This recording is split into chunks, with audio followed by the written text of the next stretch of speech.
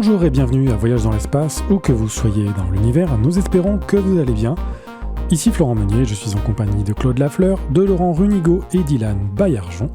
Et aujourd'hui nous amorçons une série de balados qui racontent la conquête de l'espace d'année en année et telle qu'elle s'est déroulée aux yeux du grand public.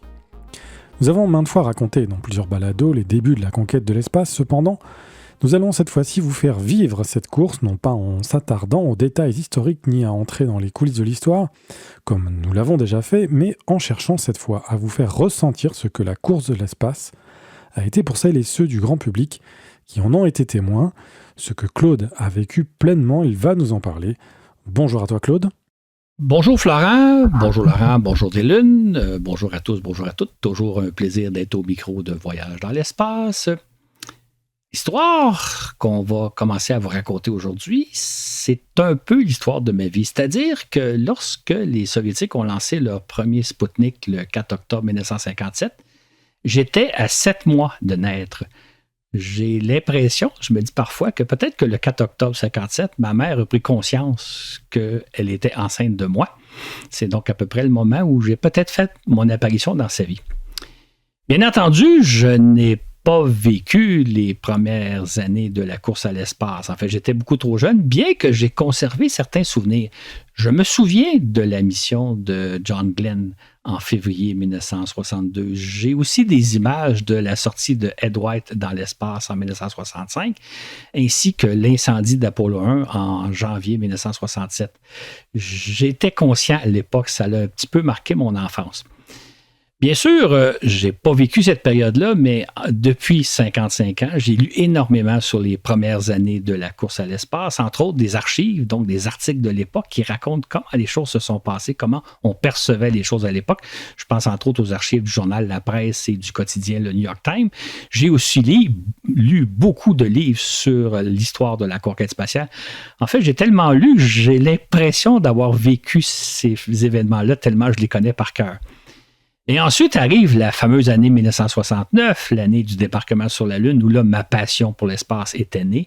Et je peux dire que depuis cette époque-là, donc depuis 55 ans maintenant, je suis au quotidien tout ce qui se passe dans le domaine spatial. Je suis la course à l'espace, la conquête de l'espace telle qu'elle se déroule depuis tout ce temps-là.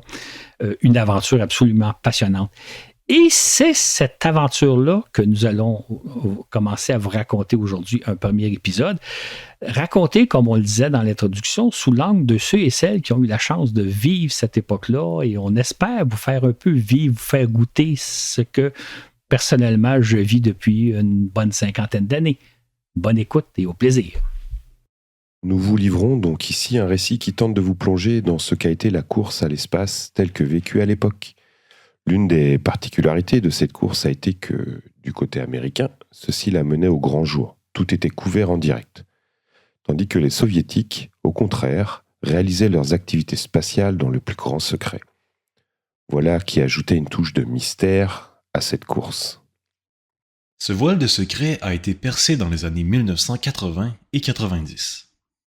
Toutefois, dans le récit qui suit, nous vous racontons les événements tels qu'on les connaissait à l'époque, avec toutes les interrogations qu'on se posait au sujet de ce qui se tramait ou non du côté russe derrière le rideau de fer séparant les deux camps. Et dans un premier temps, nous vous racontons ici les 7 premières années de la course à l'espace. 1957, le coup de canon. Pour nous, le grand public, la course à l'espace a débuté par un coup de canon tiré au matin du 5 octobre 1957, puisque personne ne s'attendait à ce que les Soviétiques soient les premiers à placer un satellite sur orbite autour de la Terre, ou comme on le disait à l'époque, à envoyer une première lune artificielle dans l'espace. La nouvelle du lancement du Spoutnik a d'autant eu plus d'impact qu'elle est tombée au lever d'un peu tout le monde en Europe et en Amérique. Voilà donc que nous venions de basculer dans une nouvelle ère, celle de la conquête de l'espace. Enfin, car depuis le temps qu'une foule d'auteurs, Jules Verne, Hergé, les films d'Hollywood, les livres de fiction et les comics à 10 sous nous faisaient miroiter l'idée que nous allions bientôt être témoins d'aventures pleines de rebondissements, de mystères et de merveilleuses découvertes. Enfin, les étoiles allaient bientôt être à notre portée. Voilà même que le jour n'était pas si loin où l'homme lui-même explorera la Lune et s'aventurera à travers le système solaire. Que d'aventures formidables nous attendaient. C'est ainsi que Spoutnik inaugurait la conquête de l'espace tant attendue. Mais on a cependant été stupéfait de découvrir que ce sont les Russes qui inauguraient cette ère nouvelle. On peut même dire que le monde a été renversé de découvrir que les Russes possédaient une telle capacité. Bouleversé aussi de savoir que, du moment où ils sont capables de placer une sphère de 84 kg dans l'espace, les Russes sont tout aussi capables d'expédier des bombes atomiques jusqu'à New York ou Washington. Le monde venait tout à coup de rétrécir dangereusement. On s'est alors immédiatement mis à scruter le ciel, en espérant voir passer le fameux Spoutnik au-dessus de nos têtes. Les journaux de l'époque publient des éphémérides, c'est-à-dire les heures où le satellite allait passer au-dessus des principales villes du globe. Nombreux sont ceux et celles qui ont tenté d'apercevoir la petite lune artificielle, une sphère de seulement 58 cm de diamètre qui circule à plusieurs centaines de kilomètres d'altitude. Pas facile de voir passer une si petite lune. Dans les meilleures conditions, on pouvait apercevoir une minuscule étoile traverser le firmament en quelques minutes. Mais la plupart du temps, ceux et celles qui ont vu passer quelque chose, ce fut probablement l'étage de la fusée porteuse qui accompagnait Spoutnik. Cet étage fusée était en effet beaucoup plus visible, car elle était de la taille d'un autobus. Quoi qu'il en soit, les chanceux ont vu passer l'une ou l'autre des premières lunes de fabrication humaine. Et la propagande russe se faisait un point d'honneur de claironner que ces lunes sont l'œuvre des ouvriers soviétiques, l'œuvre du communisme qui trace la voie à toute l'humanité. Tout le monde s'est donc mis à scruter le ciel, mais la grande majorité n'a rien vu. Certains ont par contre vu passer quelque chose d'autre, puisque c'était aussi l'époque des soucoupes volantes. Après tout, il n'y a pas que nous qui explorons l'espace, se disait-on, puisque nous sommes également visités par des extraterrestres. En outre, à la radio et à la télé, on diffusait le fameux bip-bip en provenance de Spoutnik. Tous étaient émerveillés d'entendre un signal radio venu de l'espace. C'était magique, un prodige des temps modernes. Par contre, Spoutnik a été pour les Américains un réveil brutal, un véritable coup de tonnerre, au propre comme au figuré, puisque l'exploit soviétique représentait une foudroyante menace à la sécurité de leur nation. Jusque-là, les Américains se sentaient à l'abri de la guerre, protégés qu'ils sont par deux vastes océans. Mais voilà que Spoutnik démontre qu'ils sont désormais à la portée des missiles intercontinentaux russes. Du coup, cette minuscule lune génère une crise de confiance nationale. On se demandait comment il se faisait que les Russes aient été les premiers à réaliser un prodige qui échappait encore aux Américains. Pourtant, dès 1955, le président Eisenhower avait confié aux forces navales américaines, en l'occurrence la US Navy, la conception d'une fusée, Vanguard, qui lançait de petits satellites scientifiques d'une dizaine de kilos dans le cadre de l'année géophysique internationale. Cette année, dite IGY pour International Geophysical Year, s'étendait de juillet 1957 à décembre 1958. Elle était consacrée à l'étude de la Terre sous toutes ses coutures. Mais comme on devait s'y attendre, la mise au point de la fusée Vanguard a connu d'importants retards, de sorte qu'à l'automne 1957, le premier lancement d'un satellite était déjà reporté à l'année suivante. Or, un mois à peine après Spoutnik, les Soviétiques récidivent en plaçant sur orbite une chienne, Laika, à bord d'un satellite de 500 kilos. Voilà les Américains aussi stupéfaits que déclassés. La crise de conscience qui avait surgi au lendemain du premier Spoutnik et qui commençait à s'estomper rebondit de nouveau et avec encore plus d'intensité. Tout à coup, les Américains se mettent à douter de la qualité de leur système d'éducation. Sommes-nous en train de former une génération d'ignorants ? Se demandent les bien-pensants de la société. Certains remettent même en cause les valeurs américaines dominées par la recherche de la satisfaction personnelle, du confort et de la consommation. En effet, dans les années 1950, on assistait aux États-Unis à un épanouissement personnel sans précédent, le boom de l'après-guerre, disait-on. Les Américains rêvaient de se procurer une automobile, en fait une rutilante cylindrée, mais aussi de s'installer dans de coquettes maisons en banlieue des grandes villes. Ils rêvaient aussi de se procurer les commodités modernes, téléviseurs, chaînes stéréo, lave-linge automatique, balayeuses électriques, etc. C'était l'âge d'or de la consommation. Mais voilà que Spoutnik détonne dans le beau ciel bleu et rose des États-Unis. La société américaine était-elle en train de sombrer dans l'ignorance et la consommation à outrance ? Les valeurs morales de patrie, travail, religion et famille étaient-elles en train d'être balayées par une insouciance collective ? Pendant ce temps, en Union soviétique, on faisait valoir qu'on s'affairait à construire la société de demain, notamment en formant en quantité des scientifiques, des ingénieurs, des artistes, des athlètes, etc. Certes, la société russe était très en retard par rapport à l'américaine, le niveau de vie du citoyen moyen étant nettement inférieur. Mais l'URSS venait d'être ravagée par la Seconde Guerre mondiale. Elle mettait à présent les bouchées doubles pour se relever et pour rattraper les États-Unis, sinon même pour les dépasser. L'homme moderne allait bientôt surgir du RSS, clamait-on.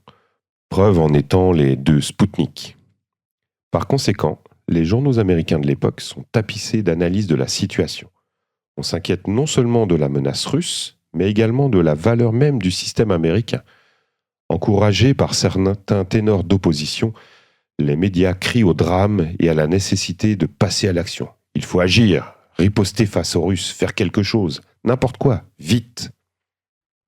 C'est dans ces circonstances que les autorités américaines précipitent le lancement de leur premier satellite, à l'aide d'une fusée qui, ils savent très bien, n'est pas au point.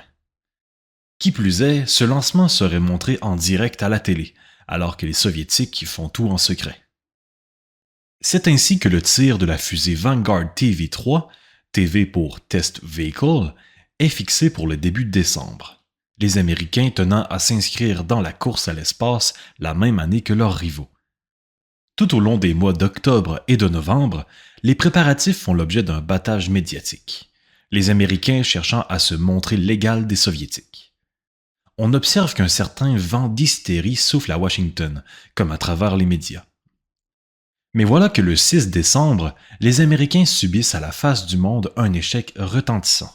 La fusée Vanguard, aux proportions d'un mince crayon, ne s'élève que de quelques centimètres avant de retomber sur sa plateforme de tir, puis de se briser en 2 avant de finir dans un effroyable torrent de flammes. Heureusement, l'accident ne fait aucune victime, même pas le petit satellite installé au sommet de la fusée. Celui-ci sera en effet retrouvé à peu près intact, gisant à quelques centaines de mètres des restes de la Vanguard.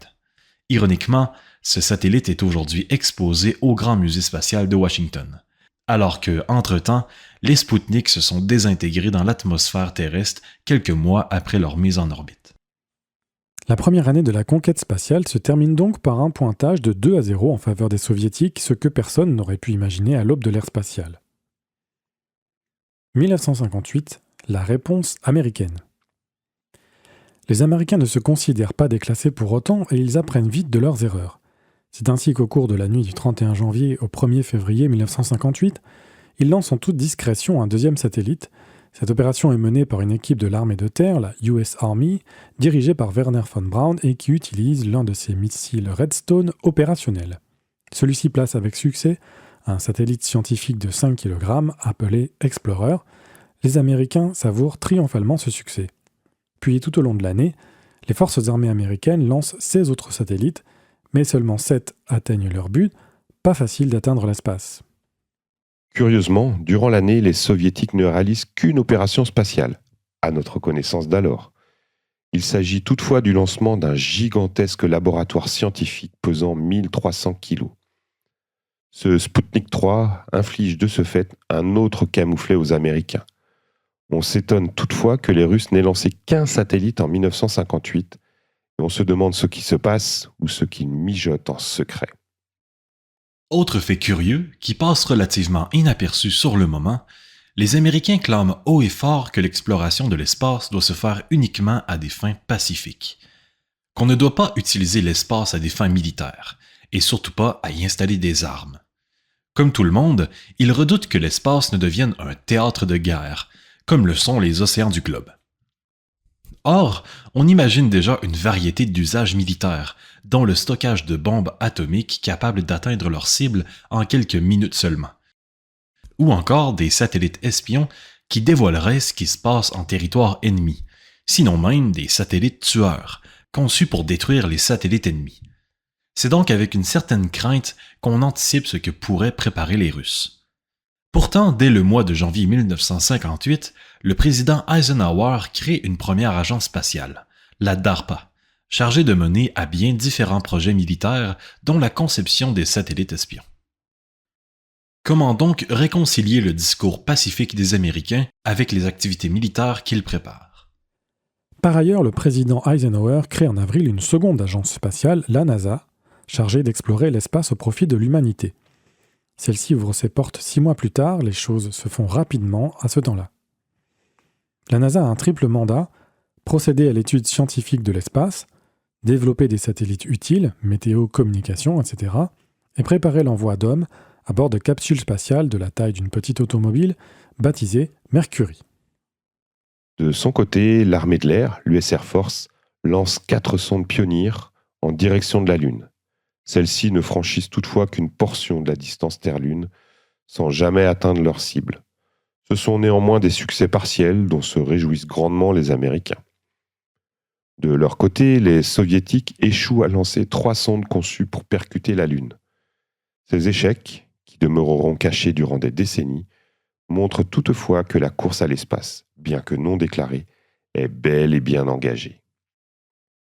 Si les Américains lancent davantage de satellites que leurs rivaux, ceux-ci demeurent des poids plumes par rapport au Spoutnik. Les Américains tentent néanmoins un coup de théâtre en toute fin d'année en orbitant une fusée Atlas munie d'un émetteur radio. Il s'agit d'un engin de 4 tonnes, qui éclipse par le fait même Spoutnik 3. Durant 2 semaines, l'émetteur diffuse à qui veut l'écouter sur les ondes courtes un message de paix enregistré par le président Eisenhower. Cet engin est surnommé le satellite parlant, ou Talking Atlas. Les Américains clament qu'il s'agit d'une avancée technologique majeure, le premier satellite de communication, disent-ils. Alors qu'en réalité, il s'agit d'une simple opération de propagande qui n'aura pas suite. Officiellement, ce satellite est baptisé SCORE, un acronyme. Cependant, ce mot signifie aussi pointage. Les Américains estiment désormais avoir déclassé leurs rivaux, en ayant réussi 7 opérations spatiales, contre 3 seulement côté soviétique, y compris le lancement du plus lourd satellite. Néanmoins, tout au long de l'année 1958, on s'inquiète de ce que pourrait bien préparer la partie adverse. 1959, la riposte soviétique. Et la riposte russe ne tardera pas à venir. Dès le 2 janvier 1959, ils expédient vers la Lune une première sonde spatiale. Celle-ci passe à 6000 km de sa cible, puis se place ensuite en orbite autour du Soleil. L'URSS accomplit du coup 2 grandes premières spatiales. Une première sonde a survolé la Lune et qui devient aussi la première petite planète artificielle à orbiter le Soleil. Survenant 2 semaines à peine après la mise sur orbite du satellite parlant américain, ce succès retentissant inflige à nouveau aux Américains un sévère camouflet. En mars, les Américains parviennent enfin à expédier une sonde Pioneer qui passe à 58 500 km de la Lune, avant de se placer elle aussi sur une orbite autour du Soleil. Ils égalisent de la sorte l'exploit soviétique, mais les Américains sont toujours bons deuxièmes. D'autre part, les Américains lancent les premiers satellites militaires sans s'en cacher. Baptisés Discoverer, ces engins ont officiellement pour mission de mettre au point les techniques nécessaires à la récupération des capsules ayant séjourné dans l'espace. Ces capsules serviront, nous dit-on, à rapporter sur Terre des expériences et des échantillons biologiques soumis aux rudes conditions de l'espace. Mais comme on le savait déjà, les Discoverer emporteront plutôt des caméras qui prendront des photos des installations militaires ennemies, photos sur pellicule, qui seront rapportées puis analysées. Bien entendu, les Russes dénoncent ces opérations militaires. Pour eux, tout ce que font les Américains est militaire, ce qu'endosseront certains bien-pensants occidentaux. D'autre part, le 9 avril, la NASA dévoile le nom des 7 premiers astronautes choisis pour s'envoler à bord des capsules Mercury.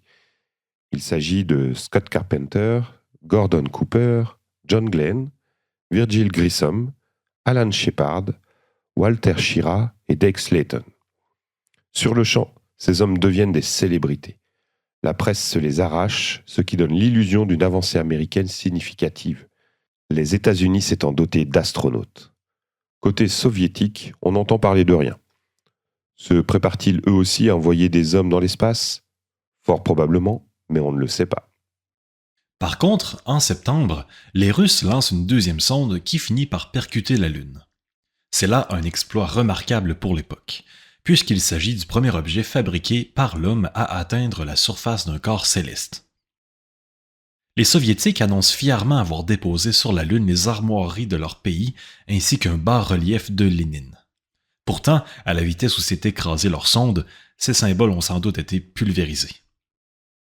Et les Russes n'en restent pas là puisque le mois suivant, leur troisième sonde passe derrière la Lune et photographie sa face cachée. Ils nous donnent ainsi un premier coup d'œil de l'hémisphère lunaire que l'on voit jamais. Malgré qu'il s'agisse de photos de piètre qualité, on découvre qu'il n'y a pas de mer sur cette surface, qui apparaît beaucoup plus accidentée que la face visible. Ils mettent ainsi au jour un autre mystère à propos de la Lune qui nous intrigue déjà tant. C'est dire qu'au terme de la 3e année de la course à l'espace, les Russes nous font voir qu'ils déclassent systématiquement les Américains. Seule consolation pour ces derniers, c'est d'avoir complété 17 missions spatiales, contre seulement 6 pour les Russes. Mince consolation pour autant dire. 1960, la course s'intensifie. Et en 1960, les Américains lancent les premiers satellites dits d'application, c'est-à-dire des satellites conçus pour jouer des rôles utiles dans nos vies. C'est ainsi que le 1er avril, la NASA orbite le premier satellite météo TIROS, doté de caméras observant la couverture nuageuse en visible et en infrarouge. Ce satellite inaugure l'ère des satellites météo. Durant 3 mois, TIROS 1 transmet 22 000 clichés nous faisant voir pour la première fois la forme spiralée d'un ouragan, des courants atmosphériques, des fronts nuageux, des tempêtes, etc. Survolant l'URSS, comme tous les autres pays du globe, TIROS 1 est vite accusé par les Russes d'être un espion. Accusations qui ne tiennent pas la route puisque les photos météo sont trop floues pour dévoiler quoi que ce soit du sol. Il faut dire que l'entrée en service de TIROS survient à bien mauvais moment. Le 1er mai, les Soviétiques interceptent un avion U-2 survolant leur territoire. Sur le coup, les Américains prétendent qu'il s'agit d'un appareil de la NASA qui effectuait des relevés scientifiques à haute altitude. En réalité, il s'agit bel et bien d'un avion espion affrété par la CIA pour espionner l'URSS. Le pilote de cet appareil, Francis Gary Powers, est capturé et paradé devant les médias en tant qu'espion. Les Américains sont plongés dans l'embarras. Le 15 mai, les Soviétiques placent sur orbite leur 4e satellite, qu'ils appellent simplement Kорабль Sputnik, vaisseau spatial. Il s'agit en réalité du premier Vostok conçu pour transporter un cosmonaute, mais lancé sans personne à bord. Pour tester son système de communication radio, ce Kорабль Sputnik diffuse les chants d'une chorale comme s'il y avait toute une chorale à bord. La cabine du Vostok aurait dû revenir sur Terre après 4 jours de vol, mais une erreur de téléguidage l'expédie plutôt vers une orbite plus haute. Les Soviétiques subissent à la face du monde un premier revers. Mais voilà qu'au mois d'août, on insiste à une première véritable course entre les deux compétiteurs. Lequel des deux parviendra-t-il à rapatrier sur Terre une capsule spatiale ? Pari remporté de justesse par les Américains puisque le 10 août, ils orbitent Discoverer 13 dont la capsule est récupérée en mer le lendemain. Il s'agit du premier objet de fabrication humaine à revenir de l'espace. C'est aussi la première spatiale d'importance remportée par les Américains. Discoverer 13 transportait entre autres un drapeau américain que le président Eisenhower exhibe avec fierté. Toutefois, 10 jours plus tard, les Soviétiques trouvent le moyen d'éclipser encore une fois les Américains. La capsule de leur Kорабль Sputnik 2, lancée le 19 août, ramène sur Terre le lendemain les premiers êtres vivants à avoir séjourné dans l'espace, les chiens Strelka et Belka. Leur photo fait la une des médias et ils sont paradés triomphalement. De son côté, la NASA accomplit un bel exploit en orbitant le premier satellite de communication, ECHO 1. Il s'agit d'un ballon de 30 mètres de diamètre, l'équivalent d'un édifice de 11 étages, dont la surface d'aluminium réfléchit aussi bien les ondes radio que la lumière du soleil. Par conséquent, ce satellite devient vite une attraction mondiale, puisqu'il est facile de le voir à l'œil nu. Pour bon nombre de curieux, c'est le premier engin spatial qu'ils voient passer au-dessus de leur tête. On guette ses apparitions alors que les journaux affichent ses heures de passage. Ce satellite rend possible les premières communications radio et télé directes entre l'Amérique et l'Europe, inaugurant une nouvelle ère d'importance. Pour leur part, les Soviétiques visent la planète Mars. C'est ainsi que les 10 et 14 octobre, 2 sondes Mars sont lancées à destination de la planète rouge, mais sans succès. Ce qui donnera tout de même lieu à un mémorable épisode de la guerre froide. Fidèles à leurs habitudes, les Soviétiques procèdent au tir des sondes dans le plus grand secret, et ce double échec serait normalement passé inaperçu. Toutefois, au même moment, Nikita Khrouchtchev fait route vers New York, à bord du navire Baltica, afin de participer à l'ouverture annuelle des activités des Nations Unies. Le leader soviétique avait prévu de faire état d'une autre grande réalisation spatiale, le premier lancement des sondes vers Mars, ce qu'il n'a évidemment pas pu faire. Toutefois, un marin du Baltica, qui a fait défection, révèle qu'une maquette de sonde spatiale se trouvait à bord du navire. Khrouchtchev l'aurait exhibé triomphalement s'il en avait eu la chance.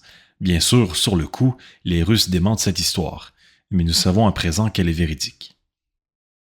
Au lieu de cela, le passage de Khrouchtchev à New York donne lieu à un épisode burlesque de la guerre froide lorsque le leader russe tape du poing et mène du soulier en signe de protestation contre l'Occident. Vous pouvez d'ailleurs retrouver cet épisode sur YouTube. Le 8 novembre, John F. Kennedy est élu président des États-Unis. Durant sa campagne électorale, il s'est engagé à surclasser les Soviétiques dans les 90 jours suivant son entrée en fonction, tout un défi que se lance le jeune président. Le 1er décembre, les Soviétiques orbitent un 3e Korabl Sputnik qui emporte les chiens Pchelka et Mouskaya. Le lendemain, cette capsule Vostok redescend vers la Terre, mais une erreur de pilotage la dirige hors du territoire de l'URSS.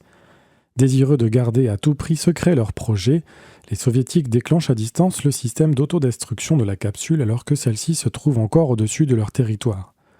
Pour l'une des très rares fois, les Russes sont contraints d'admettre leur échec. Ils ne révèlent cependant pas le fait qu'ils ont délibérément sacrifié le vaisseau et son équipage canin, ce qui en aurait choqué plus d'un. Ils prétendent plutôt que la capsule s'est désintégrée accidentellement en rentrant dans l'atmosphère. L'année se termine avec un changement de garde aux États-Unis. John Kennedy succédant à Dwight Eisenhower à la tête du pays. Le président sortant s'est trouvé plongé bien malgré lui dans une course à l'espace dominée par l'Union soviétique.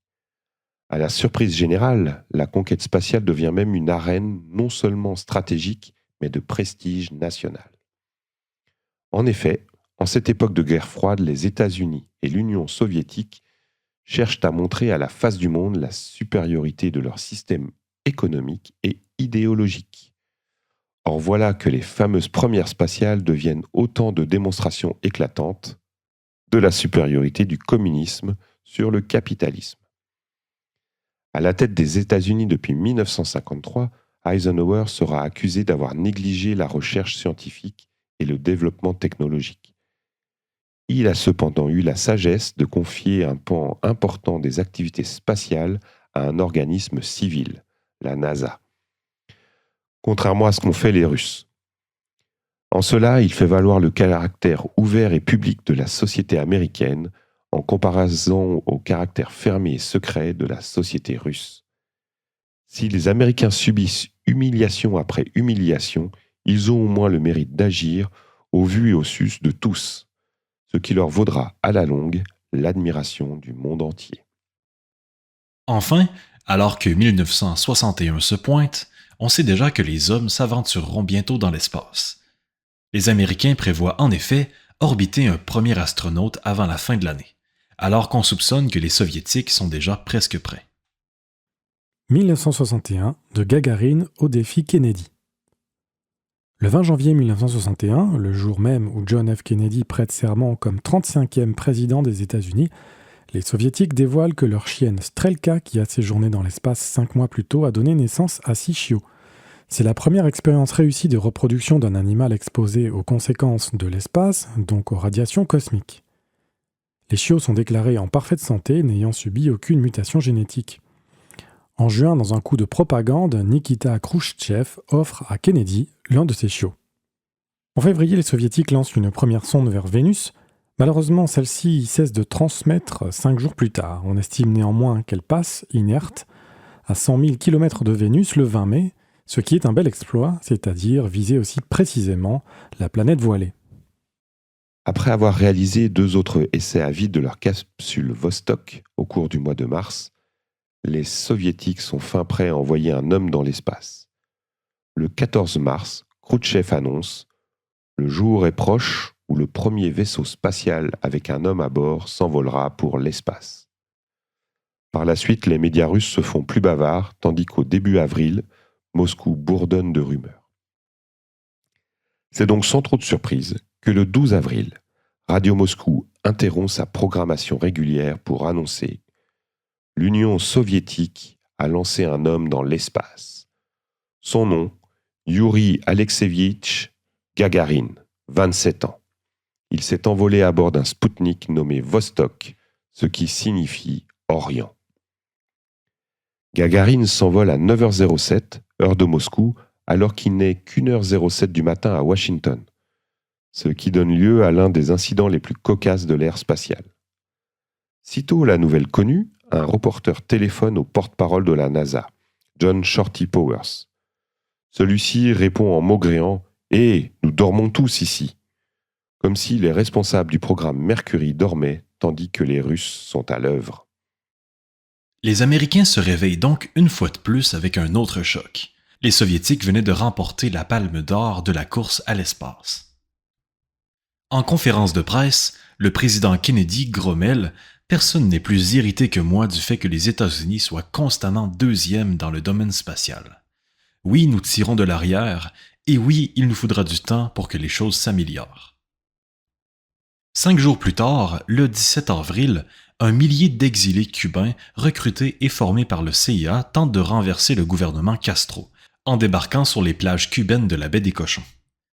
L'opération est cependant un fiasco total, plongeant davantage dans l'embarras le président Kennedy. Une nouvelle crise de confiance secoue les États-Unis, comme au temps des Spoutnik et des nouveaux délires politico-médiatiques. Devant la domination de plus en plus flagrante des Soviétiques, les Américains se doivent de réagir pour redorer leur blason. Mais de quelle façon? Le président convoque d'urgence un groupe d'experts chargés de lui suggérer des ripostes possibles, et rapidement l'entourage de Kennedy en vient à la conclusion que la seule chance que les États-Unis pourraient avoir de surclasser l'Union soviétique serait d'envoyer un homme sur la Lune. Voilà donc que la course à l'espace, qui jusqu'alors en était une de prestige, devient tout à coup un enjeu vital, visant à déterminer lequel des deux régimes, le communisme ou le capitalisme, incarne l'avenir de l'humanité. C'est ainsi que le 25 mai, devant les deux chambres du Congrès, John F. Kennedy lance son défi. « Je crois que nous devons nous engager à atteindre l'objectif, d'ici à la fin de la décennie, de faire parvenir un homme sur la Lune et de le ramener sur Terre en toute sécurité. Aucun autre projet spatial réalisé au cours de cette période ne sera plus impressionnant, plus important et aussi plus difficile à accomplir et plus coûteux. » Le président venait de lancer le programme Apollo qui, à partir de ce jour, sera le fer de lance de la course à l'espace.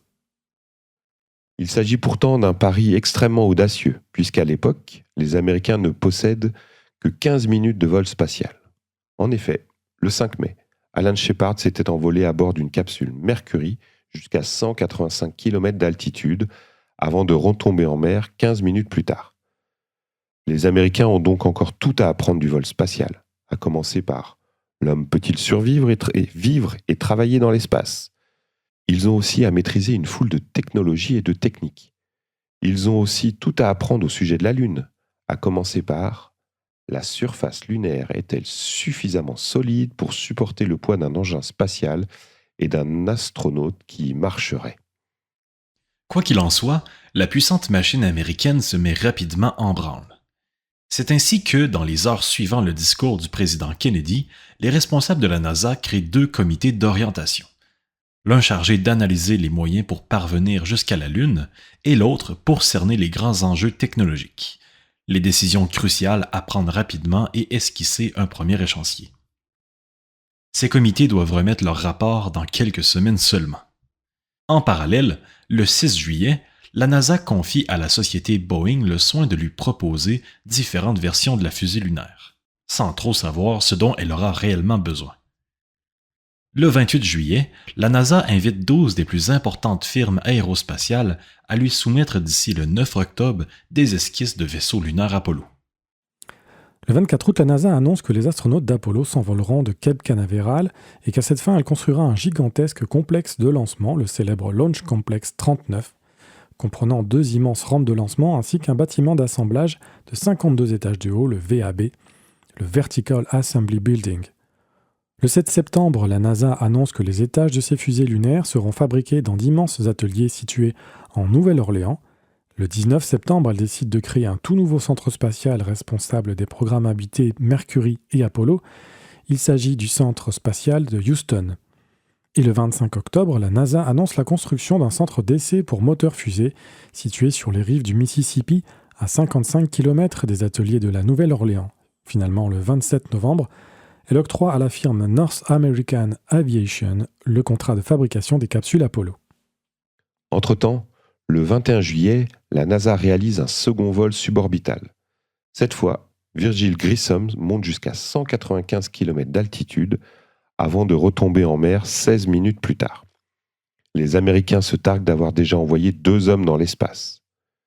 Mais la riposte soviétique sera encore une fois cinglante. Les 6 et 7 août, German Titov, à bord de Vostok 2, fait 17 fois le tour de la Terre et passe 25 heures dans l'espace, pulvérisant les 2 sauts de puce américains. Par coïncidence, l'exploit de Titov précède de peu la construction de l'infâme mur de Berlin. Ce mur, qualifié à l'ouest de mur de la honte, mais de mur de protection antifasciste à l'est, encercle la zone protégée par les troupes occidentales stationnées au cœur de Berlin. Sans aucun avertissement, ce mur est érigé durant la nuit du 12 au 13 août par le gouvernement est-allemand à la solde de Moscou. Il s'agit de l'une des étapes marquantes de la guerre froide que se livrent depuis 15 ans les 2 camps. Par ailleurs, la NASA amorce son premier projet d'exploration de la Lune. Il s'agit tout simplement de faire s'écraser sur la Lune des sondes Ranger munies de caméras télé. Ceux-ci nous enverront des images télé de plus en plus rapprochées du sol lunaire, jusqu'aux dernières secondes avant l'écrasement. Une idée simple, paraît-il, mais plus facile à dire qu'à réaliser. C'est ainsi que le 23 août, Ranger 1 se place d'abord en orbite autour de la Terre, mais y demeure coincé. Le 18 novembre, Ranger 2 subit le même sort. Mauvais départ pour la Lune. Le 27 octobre, la NASA marque une première étape du programme Apollo, faisant l'essai de sa première fusée de type Saturn. Il s'agit de la plus puissante fusée connue à l'époque, une Saturn I, de la hauteur d'un édifice de 18 étages, 55 mètres, et pesant 500 tonnes au décollage. Pour ce tir, il n'y a que le premier étage qui fonctionne, expédiant la partie supérieure jusqu'à 136 km d'altitude avant que le tout n'aille s'abîmer dans l'Atlantique, à 350 km au large du cap Canaveral. En 1961, les Soviétiques ont officiellement lancé 6 engins spatiaux et remporté 5 succès. On est étonné et intrigué en Occident par le fait qu'ils lancent si peu d'engins spatiaux, c'est-à-dire que 14 à ce jour, contre 132 par les Américains. Résultat, de ce qu'on perçoit, les Soviétiques semblent mener un programme spatial bien ordonné et rempli de succès, contrairement aux Américains. Tout se passe comme si l'URSS agissait peu, mais efficacement, tandis qu'il règne une certaine cacophonie aux USA.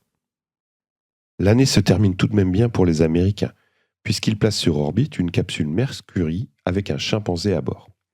Enos effectue 2 tours de terre sur les 3 prévus, avant d'être récupéré en mer. Même si l'envolée a été mouvementée, les Américains se sentent maintenant prêts à orbiter leur premier astronaute. La NASA conclut son année en annonçant le développement d'une capsule spatiale qui fera le pont entre les programmes Mercury et Apollo. Il s'agit d'une version agrandie d'une capsule Mercury baptisée Gemini, qui sera capable de transporter 2 astronautes pour des envolées d'1 semaine ou plus.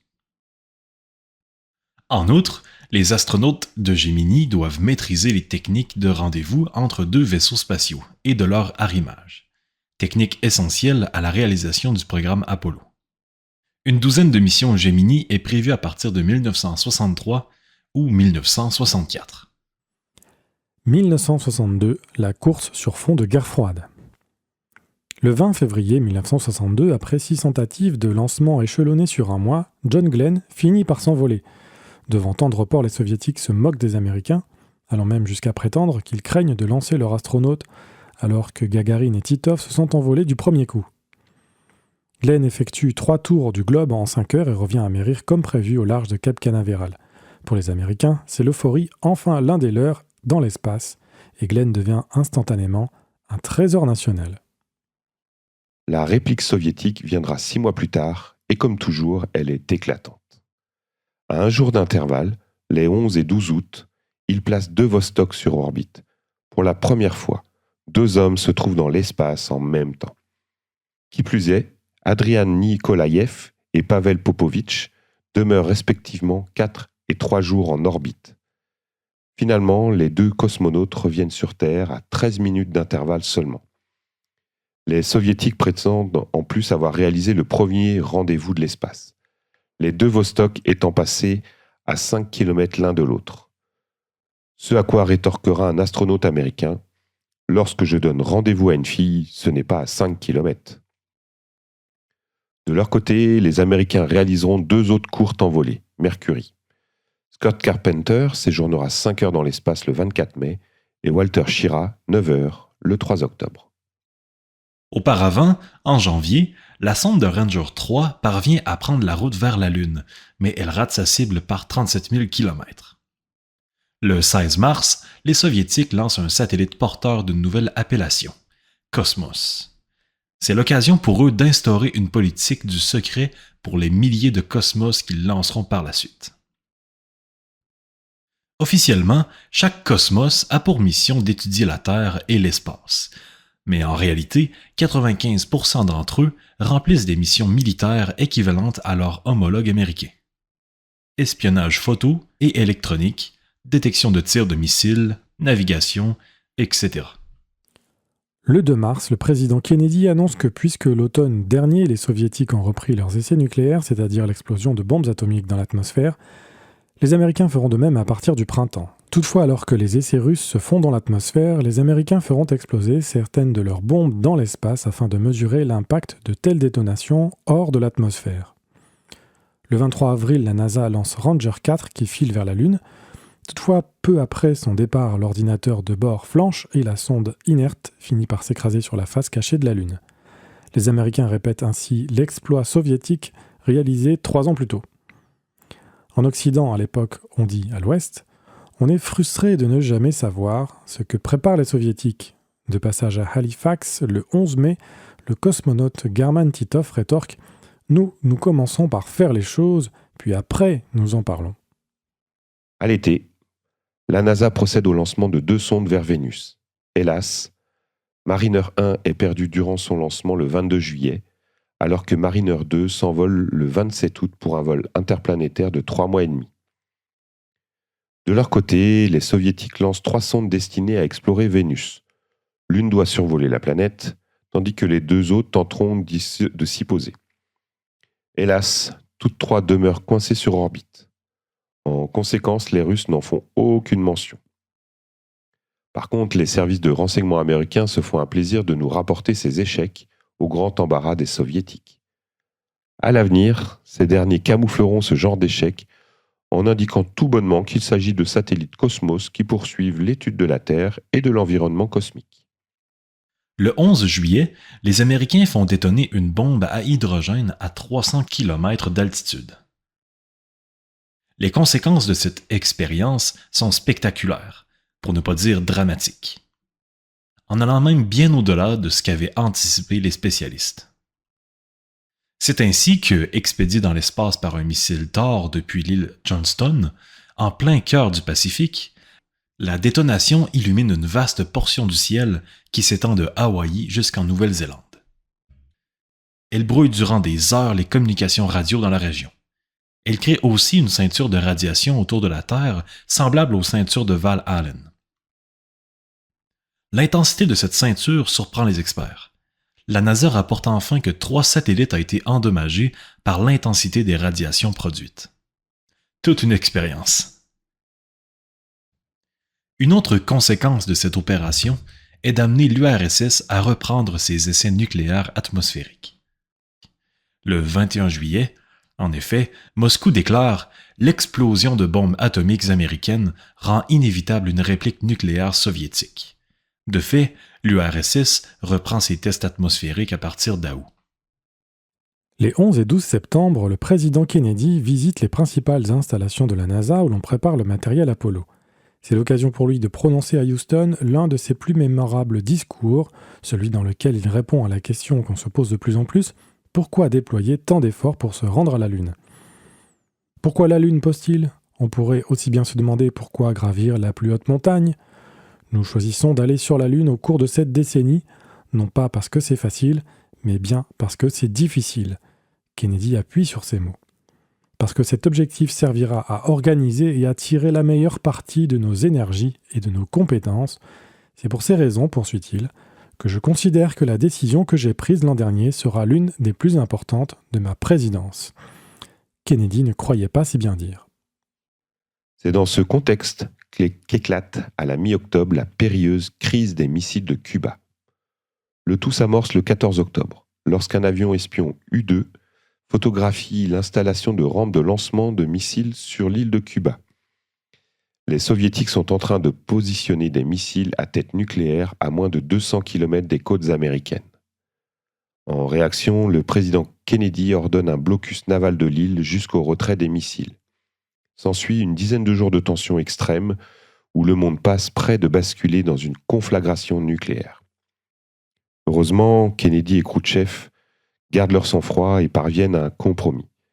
Les Soviétiques retirent leurs missiles de Cuba et les Américains ceux qu'ils ont postés autour de la Russie, notamment en Turquie. Étonnamment, en plein cœur de la crise, les Soviétiques procèdent au lancement d'une sonde vers Mars. Or, ce tir aurait très bien pu être perçu par les Américains comme étant la première d'une salve d'une attaque nucléaire. Mais fort heureusement, il n'en est rien. Mais la sonde explose dans l'espace peu après son départ vers Mars. La crise des missiles à Cuba à peine terminée, les Soviétiques procèdent à 2 autres lancements de sondes martiennes, mais un seul réussit. Officiellement, donc, ils ont lancé qu'une sonde Mars qui passera dans les parages de la planète rouge en juin 1963. Entre-temps, le 17 septembre, la NASA recrute 9 astronautes. Ce sont les hommes qui, disait-on à l'époque, vont probablement se rendre sur la Lune à la fin de la décennie, dans le cadre du programme Apollo. Il s'agit de Neil Armstrong, Frank Borman, Charles Conrad, James Lovell, James McDivitt, Elliot C., Thomas Stanford, Edward White et John Young. Le 18 octobre, la NASA lance Ranger 5, mais une défaillance à bord de la sonde la rend inopérante. Elle passe à plus de 1 million de kilomètres de la Lune. Ces 5 échecs Ranger, en autant de tentatives, déclenchent une crise majeure. Le programme est suspendu durant 1 an, le temps de procéder à une révision complète. Enfin, le 14 décembre, Mariner 2 devient la première sonde à survoler avec succès une planète du système solaire. Elle passe à 35 000 km de Vénus, où elle fait une série de découvertes étonnantes. Il faut dire qu'à l'époque, on ignore à peu près tout de cette planète voilée en permanence par une épaisse couche de nuages. Mais puisque la Terre et Vénus ont la même taille et qu'elles gravitent relativement à la même distance du Soleil, elles sont souvent considérées comme des jumelles. Or, Mariner 2 découvre que la température à la surface de Vénus est très élevée, d'au moins 400 degrés, et que la pression atmosphérique y est des dizaines de fois plus élevée que sur Terre. En outre, l'atmosphère vénusienne est en très grande partie constituée de gaz carbonique. Et enfin, contrairement à la Terre, Vénus ne possède pas de champ magnétique mesurable. En résumé, des jumelles très peu semblables. C'est dire que si, avant le passage de Mariner 2, on avait espoir que Vénus pourrait être une planète habitable, voilà que la sonde nous montre qu'il s'agit en réalité d'un enfer. C'est là une immense déception, mais en même temps un immense triomphe pour les Américains, leur premier véritable accomplissement dans la course à l'espace. 1963, mine de rien, la course continue. L'année 1963 débute avec le lancement d'une sonde lunaire soviétique appelée Luna 4. Il s'agit d'un engin de 2e génération conçu pour se poser en douceur.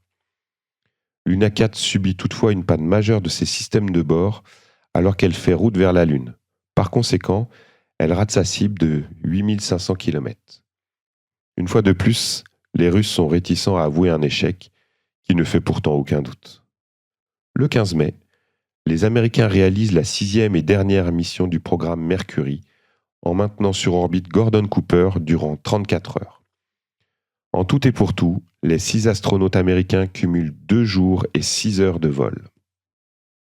La riposte soviétique viendra un mois plus tard. Comme la fois précédente, ils lancent 2 Vostok à 48 heures d'intervalle et l'un d'eux est piloté par une femme. C'est ainsi que Valentina Tereshkova devient la première femme à s'envoler pour l'espace. Elle passe près de 3 jours en orbite, soit davantage que tous les astronautes américains réunis. Son collègue, Valery Bykovsky, y passe 5 jours, un record. Les 6 astronautes cumulent 16 jours de vol spatial, soit 7 fois plus que leurs homologues américains. Ces 2 envolées confirment non seulement l'avance russe sur les Américains, mais également le fait qu'un homme et une femme peuvent séjourner en apesanteur sans problème durant des jours. 4 mois plus tard, Tereshkova se marie avec Andrian Nikolaev, qui a passé 4 jours dans l'espace à l'été 1962, formant le premier couple de l'espace. La sonde soviétique Mars 1, partie de la Terre le 1er novembre dernier, passe à 197 000 km de Mars le 19 juin. Elle devient ainsi la première sonde à atteindre la mystérieuse planète rouge. Malheureusement, tout contact radio avec elle avait cessé le 21 mars, de sorte que la sonde passe en silence. Coup de théâtre le 20 septembre, devant l'Assemblée générale des Nations unies, le président Kennedy fait une proposition inattendue aux soviétiques. Et si on se rendait ensemble sur la Lune, leur propose-t-il. Sur le coup, cette offre sensationnelle désarçonne les responsables de la NASA qui finissent par conclure qu'elle est inapplicable car beaucoup trop complexe à mettre en œuvre. Cette proposition n'aura d'ailleurs aucune suite côté soviétique. Elle a néanmoins beaucoup intrigué les observateurs. Était-ce une offre sincère de la part de Kennedy ? Pourquoi lancer une telle idée ? Le 11 novembre, les soviétiques lancent une sonde vers la Lune, mais celle-ci est détruite peu après sa mise en orbite. Ils camouflent cet échec en prétendant qu'il s'agit plutôt d'un satellite Cosmos, le numéro 21, qui poursuit officiellement les habituelles études scientifiques de la Terre et du cosmos. Et puis, le 22 novembre, le président Kennedy est assassiné à Dallas. Son vice-président, Lyndon Johnson, prend aussitôt la relève. À l'époque du lancement de Sputnik, en 1957, Johnson siégeait au Sénat où il participe activement à la mise en œuvre du programme spatial américain. Puis, comme vice-président de Kennedy, il dirigea le comité présidentiel chargé de déterminer la politique spatiale des États-Unis. C'est dire que Johnson est un féru et ardent promoteur de l'exploration spatiale. On doit même le considérer comme le père du programme spatial américain. Le 29 novembre, Cape Canaveral, la base d'où s'envolent les astronautes et la plupart des satellites de la NASA, est rebaptisé Cape Kennedy. Conclusion, nous voilà rendus à mi-parcours de la course à l'espace entamée en octobre 1957 et dont l'objectif ultime est désormais fixé pour la fin de la décennie.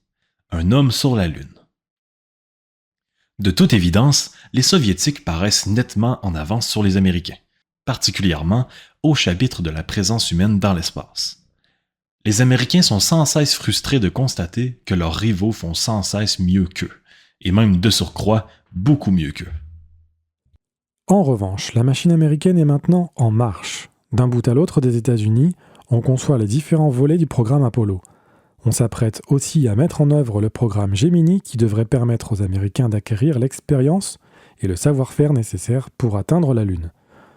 De même, 2 autres programmes de sondes lunaires, Surveyor et Lunar Orbiter, devraient bientôt leur permettre d'acquérir les connaissances de base concernant la Lune. La machine américaine roule à plein régime, mais les résultats se vont encore attendre. Pendant ce temps, côté soviétique, nous ne savons toujours pas à quoi nous attendre. Jamais ceux-ci n'ont confirmé qu'ils participent ou non au défi lunaire, bien que tout laisse croire que c'est bien le cas. Comme à leur habitude, ils sont peu actifs, mais marquent constamment de grands coups. On observe par contre qu'ils rencontrent également leur lot de difficultés, cachant de peine et de misère leurs échecs les plus apparents. On se demande d'ailleurs combien d'autres échecs sont demeurés cachés. Surtout, on se demande quel grand coup ils préparent. L'avenir de la course semble brillant pour les Américains, à moins qu'il ne soit éclipsé par les Soviétiques. En cette fin de 1963, il reste moins de 6 ans pour accomplir le défi du président Kennedy, qui vient tout juste d'être assassiné. Son pari sera-t-il maintenu par son successeur? Les Américains marcheront-ils sur la Lune avant la fin de la décennie et avant les Soviétiques? C'est le grand suspense qu'on vit à ce moment-là de la course à la Lune. Et nous verrons comment les événements se sont enchaînés au prochain épisode de Voyage dans l'espace.